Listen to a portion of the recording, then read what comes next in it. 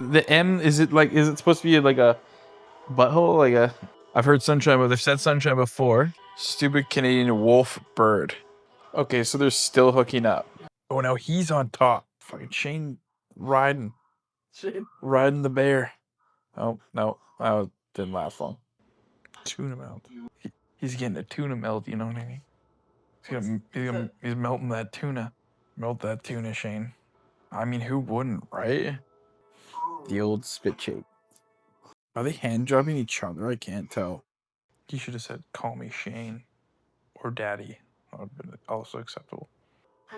Rosanov is the one who's feeling cheated. He's finally turning to the dark side.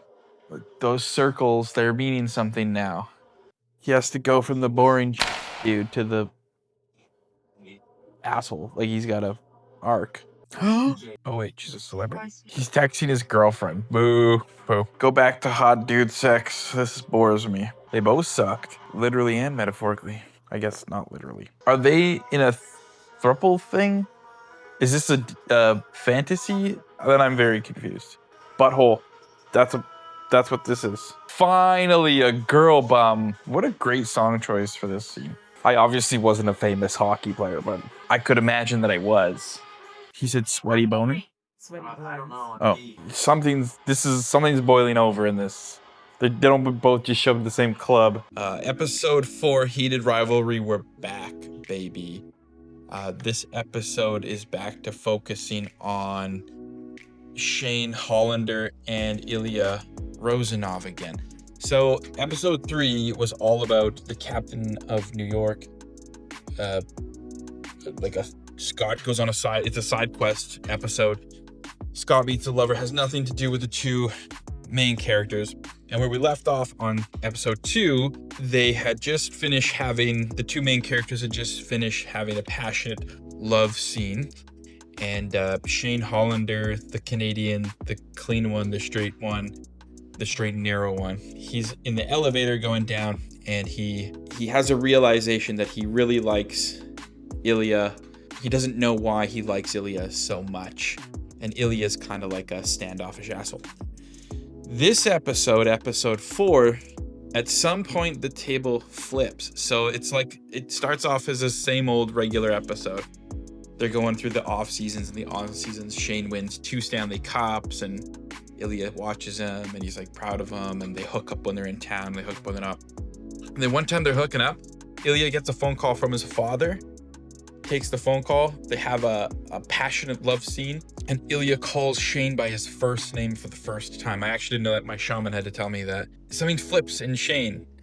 And so the whole episode, for the rest of it, you can see the power dynamic shifting to where Shane now is the one that Ilya wants, and Shane is the one pulling back. And what's really interesting is Ilya tells Shane that he has not a girlfriend, but a girl that he's basically says he's bisexual, and asks Shane if he's into girls, and Shane kind of gives a weird answer. And then Shane, for the first time, kind of breaks out of his straight and narrow hockey style, goes to the bar, meets a famous actress, and they're like boyfriend, girlfriend. And the whole thing culminates in this club scene after Montreal plays Boston in Montreal, and Ilya and Shane see each other in the club. Yeah, riveting. We're heating back up. I felt like episode 3 was not cool, but it was much more about love. This one is, to answer the question, is Heated Rivalry self-care? No, this episode had nothing to do with self-care. This is straight car crash conflict, setting it up. There's only 2 episodes left to go. The stage is set. The scene is set. Will they, won't they? Episode 5 coming up.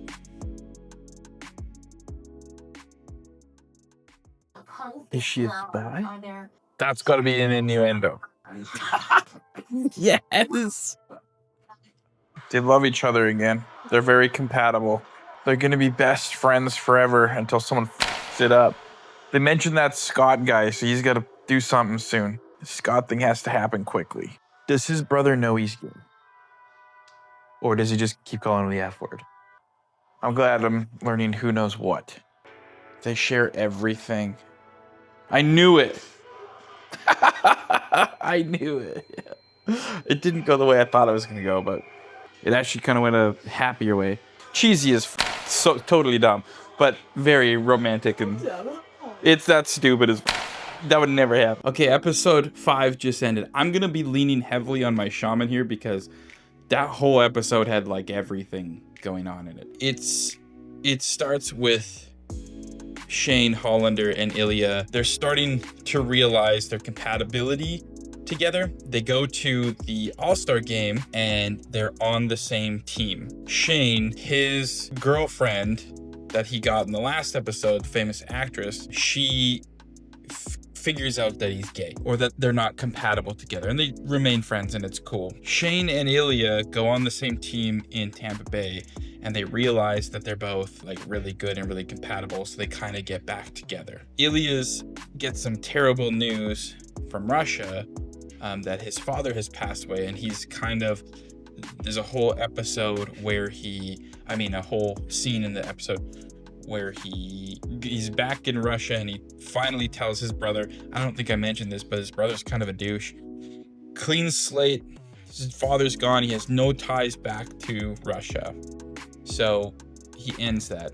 He then eventually, on the phone to Shane, in a moment of vulnerability, Shane says, you can tell me everything in Russian, I won't understand it. He does it, and he says, I love you in Russian. Shane doesn't get it.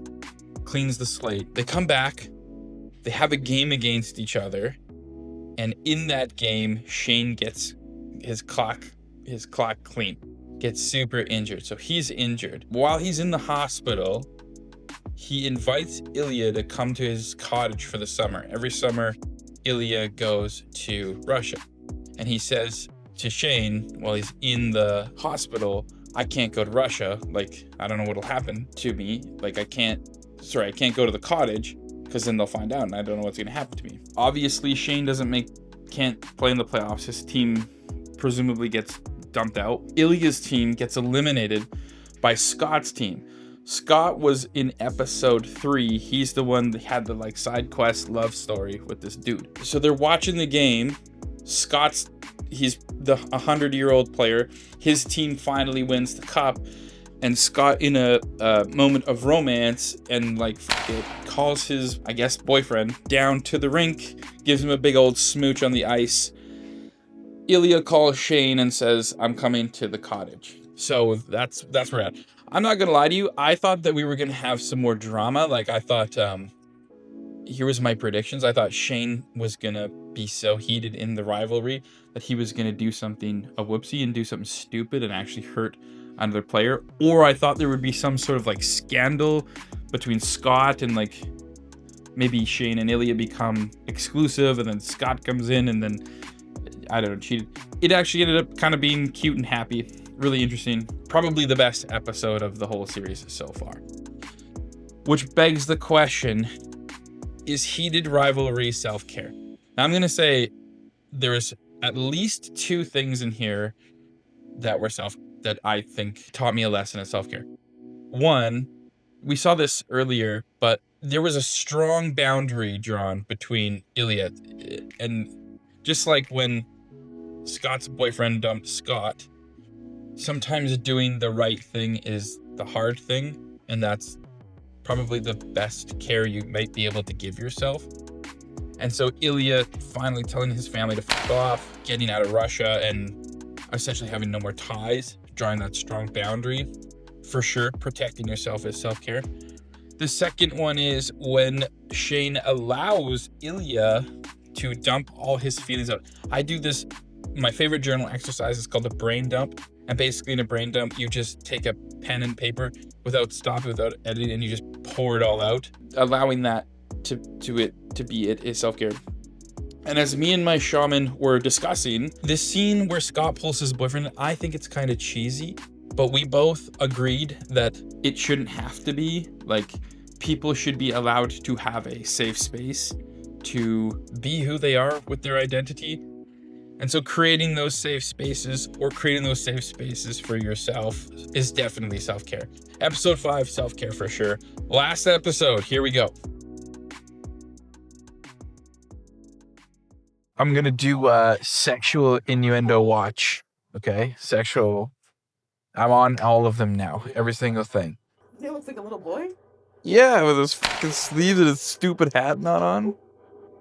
Look at him. He looks like a dad in this shot. Stupid ass headphones around his neck. The dorkiest sunglasses you've ever seen. My nephew dresses like that. Okay, the glasses are fine. I used to dress like that. My muscles were bigger though. I think that thing would creep the fuck out of me. That's an autism thing. Alone? Of what? That was a mess. This was clearly written by a Canadian. Ah, Wolfbird. That's 3? Shitty. Double shitty. Is that his dad? Conflict. Oh, yes. Oh, dad. Shane. Shane. I don't want to, you know, on the last day, he was all good here. My family is here. Their boyfriend is here. I'm good here, okay? My boyfriend? I mean, yes. I think so, probably.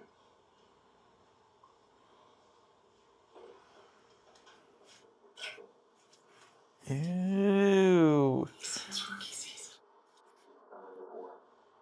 What'd he say? Since Ricky sees I'll bring chicken and some salads. I'll pick up beer in town. Please, thanks. Why? We'll just be there around 5. Please, thanks. Go text. Pay attention to your phones. Thank you for pasta. Thank you. I say that I love you. Love you. Well, this is lovely. His parents give a shit and all that. I do feel bad for Ilya. Oh, it's over. Oh, what a nice ending. What a nice, happy little ending that was. It's over. Episode 6 has just ended. What a lovely ending. That didn't go anyway. The whole time, my shaman pointed something out as we were getting into it. The whole time, I've been doing just a classic, like, you know, predicting what happens. And one of the things I said is, like, there has to be some sort of tension or drama, or you're waiting for the other shoe to drop, and you're waiting for, like, someone to get traded, or I don't know, something to happen. So anyway, this episode, it's all about the summer. So last episode, season 5, Scott wins the Stanley Cup. The New York team wins the Stanley Cup. He brings his boyfriend onto the ice. They kiss. Ilya and Shane go to Shane's cottage, which is 10 minutes away from Shane's parents' cottage. They're doing like some romantic shit, swimming in the lake. And they come up to the house. They said that, okay.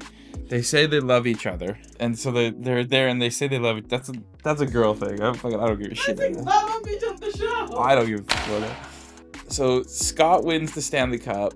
His team wins the Stanley Cup, brings his boyfriend on. They kiss. They announce to the world that they're in love. The next summer is starting. So Shane has invited Ilya to his cottage, which is a 10-minute drive from his parents' cottage.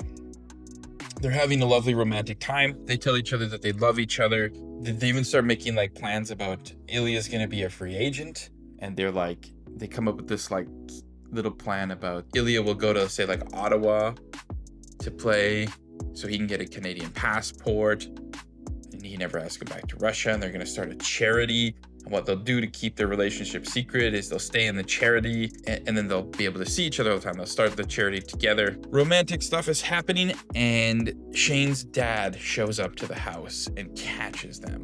And so when Shane goes to confront his dad leaves, gets in his car, and drives away. And then the rest of the episode was kind of adorable. They go to Shane's parents. They confess that they're not only seeing each other, but they've been seeing each other for a while. Like Shane admits admits the wrong word, but I guess comes out to his parents, says that he's gay. They're in a relationship. They're in love. The parents accept it. Everyone's like, yeah, there's gonna be turmoil up ahead, but we'll all handle it as a family. So this is cute. It was adorable. I think my favorite thing about this whole series and this whole episode, there's a happy ending, and they didn't fucking cliffhanger me, which I hate when shows do that.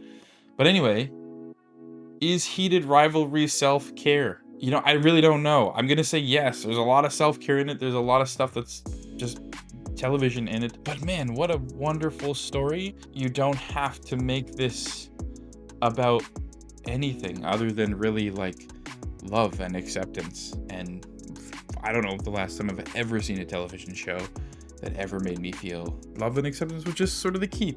So I'm gonna say yes, it's self-care. If you saw the show, let me know what you think in the comments. It was awesome. But anyway, I'm Jeff Turner. Remember to take care of yourself, however that looks to you.